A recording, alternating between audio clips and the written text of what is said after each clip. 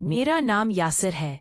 मैं एक आम सा नौजवान हूँ, अभी यूनिवर्सिटी में पढ़ रहा हूँ। मेरी जिंदगी बिल्कुल वैसी ही है जैसे किसी भी आम लड़के की होती है। दोस्तों के साथ वक्त गुजारना, क्लास के बाद चाय के ढाबे पर गपशप लगाना और शाम को घर वापस आ जाना। लेकिन मेरी कहानी का एक रुख ऐसा भी था जो शायद मैंने कभी सोचा नहीं था। मेरा एक बहुत अच्छा दोस्त है जिसका नाम हमीद है। हम दोनों बचपन से साथ हैं, हम मोहल्ले में रहते हैं, एक ही स्कूल में पढ़े थे, एक ही कॉलेज गए थे। हमीद का घर मेरे घर से 5 मिनट के फासले पर था। उसके वालिद बैरून मुल्क हैं, नौकरी करते थे और सालों बाद घर वापस आते थे। घर में मेरा दोस्त, उसकी माँ और छोटी बहन रहती थी। मुझे हमेशा हमीद के घर का माहौल अच्छा लगता था। वहाँ की खुशबू, वहाँ की तरबियत और सबसे बढ़कर उसकी माँ, हमीद की माँ, जिन्हें मैं आंटी कहकर बुलाता था, एक निहायत खुश अखलाक खातून थी। उनकी बातों की नरमी, अंदाज में कशिश और आंखों में एक अजीब सा सुकून होता था। मैं अक्सर सोचा करता था कि हमीद कितना खुश नसीब है कि उसे ऐसी माँ मिली। कहानी का अंदाज उस दिन बदला जब मैं हमीद को बुलाने के लिए उसके घर गया। हवा में हल्की ठंडक थी। मैंने सोचा कि आज हम दोनों कहीं घूमने चलेंगे। जैसे ही मैं हमीद के घर पहुंचा तो आंटी ने दरवाजा खोला। उनके चेहरे पर हमेशा की तरह मुस्कुराहट थी। बोले, अरे बेटा अंदर आ जाओ। मेरा बेटा तो घर पर नहीं है, वो दोस्तों के साथ कहीं बाहर गया है। मैं एक लम्हे के लिए रुका। मैंने कहा, अच्छा आंटी, मैं तो उसे लेने आया था। खैर, मैं वापस चलता हूँ। आंटी ने नरमी से कहा, ऐसा कैसे? तुम अंदर आओ, मैं तुम्हारे लिए चाय बनाती हूँ। तुम बैठो, मेरा बेटा अभी आ जाएगा। मैं शर्माते हुए बोला, जी आंटी, मैं आपके बेटे का इंतजार करता हूँ। उनके घर की खुशबू हमेशा मुझे अच्छी लगती थी। उन्होंने बैठने को कहा तो मैं वहां बैठ गया। आंटी मेरे लिए चाय बनाकर ले आई। मैं इनकार करना चाहता था, मगर उनके लहजे में ऐसी मिठास थी कि मैं इनकार ना कर सका। चाय देने के बाद जब वो मेरे सामने बैठी तो पहली बार मुझे लगा कि आंटी को मैं हमेशा माँ की तरह देखता था, लेकिन आज वो किसी और ही अंदाज में नजर आ रही थीं।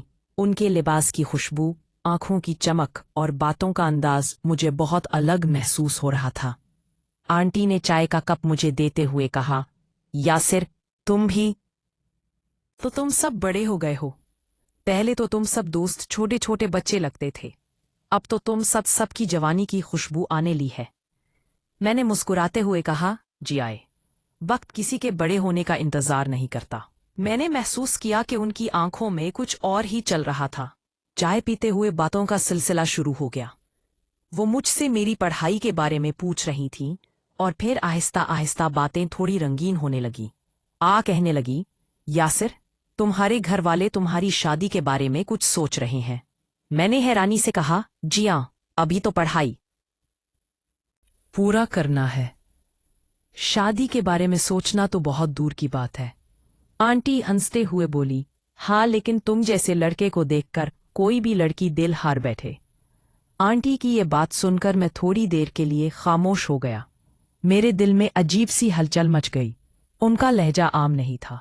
ऐसा लग रहा था जैसे वो कुछ कहना चाह रही हूं। उसी दौरान बुझता चली गई। कमरे में अंधेरा छा गया। खिड़की से आने वाली हवा में पर्दे मिलने लगे।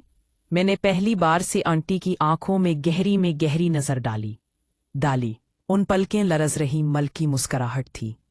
आंटी ने आहिस्ता हल्की मुस्कुरा थी। होंठों पर तुम्हें सभी महसूस नहीं हुआ कि जिंदगी, ये कहा यासिर। कहीं में कुछ ताल्लुकात ऐसे भी होते हैं जिन्हें कोई नाम नहीं दिया जा सकता, बस वो एक खामोश सा रिश्ता होता है, जैसे कोई राज हो। आंटी की बात सुनकर मेरी सांस तेज होने लगी। मैंने नजरें झुकाते हुए कहा, आंटी, मैं आपकी बात समझ नहीं पाया। आंटी मुस्कुराकर कहने लगी, अभी नहीं समझोगे, मगर वक्त के साथ सब समझ आ जाएगा। चाय खत्म हो गई, लेकिन हमारी बातचीत का मजा बदल चुका था। उस दिन पहली बार आंटी की मौजूदगी में वो कशिश देखी जो मुझे पहले कभी महसूस नहीं हुई थी। उनके अल्फाज, उनकी नजरें, जैसे सब कुछ मुझे अपनी तरफ खींच रही थी। मैं उस दिन वहां से वापस आया तो दिल में एक अजीब सा बोझ और एक अलग सी खुशी थी। मेरा दोस्त अभी तक नहीं आया था, मगर मुझे लगा कि जैसे मैं कुछ और ही लेने गया था। रास्ते में बार बार आंटी की बातें और उनकी नजरें याद आती रहीं। करनेद, कुछ रिश्ते ऐसे होते हैं जिन्हें कोई नाम नहीं दिया जा सकता।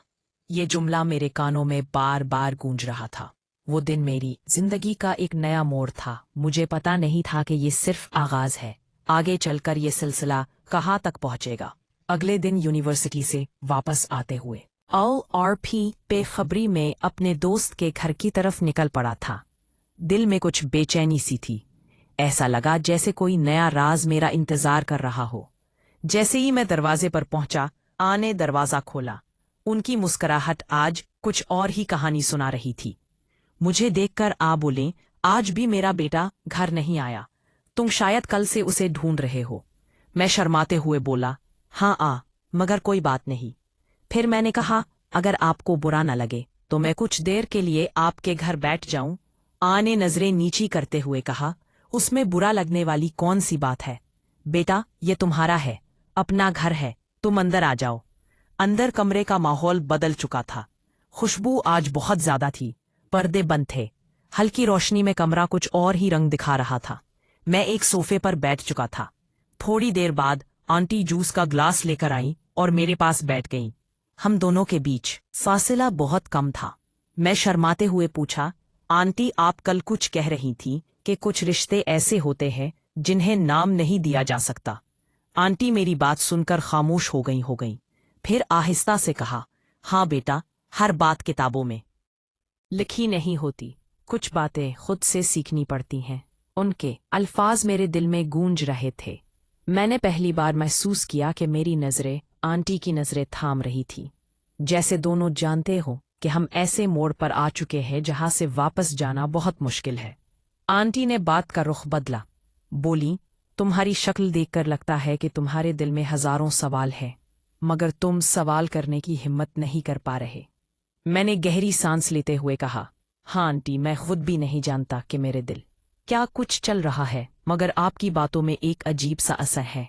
आंटी ने एक लम्हे के लिए मेरी तरफ देखा, फिर मुल्की आवाज में कहा, शायद यही जज्बा है जो वक्त और हालात छुपा लेते हैं, मगर कभी न कभी ये जज्बा जाग ही जाता है। कमरे में खामोशी थी। बाहर बारिश शुरू हो चुकी थी। आंटी खिड़की के पास जाकर पर्दा हो कच्ची थोड़ा सा हटाएं और देखा, बारिश के कतरे उनके चेहरे पर गिरते थे। बारिश की खुशबू